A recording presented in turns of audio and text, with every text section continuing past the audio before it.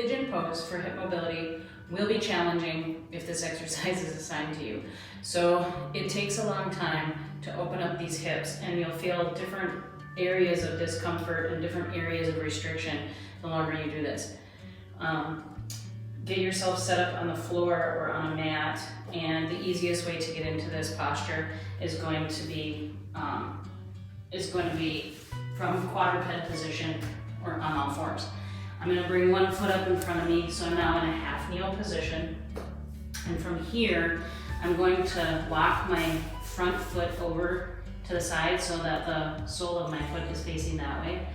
And I'm going to try to get myself down into the pigeon pose position. I can help with a yoga block. I can support my top leg and scoot my bottom leg back and rest my top leg down on the yoga block, which gives me some space between me and the floor. So this is a more gentle stretch.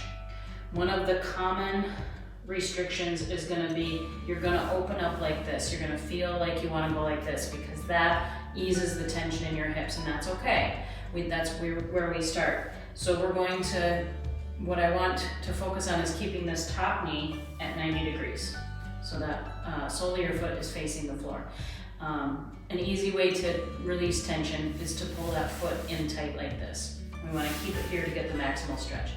The next thing we want to do is continue to work our foot by walking it back so that this knee is in line with my pelvis. So I'm not out here at 90 degrees. I want to walk this foot back in here. And as I do that, I can start to flip that foot over and twist myself forward. I can use this other yoga block to help support me while I'm up here. Once you get to this position and this is comfortable, we can take this other yoga block out and drop down into this position. So I want my front leg straight out in front of me, my back leg straight out in front of me. I want to be able to put the bottom of my foot on the floor. Do I want to be able to sit up like this? I do. Okay? You might not get there. The yoga blocks can help, or the floor to help for support to get that extra stretch. You might have an asymmetry, meaning that both sides might not be the same. This other side might look different. For example, if I switch sides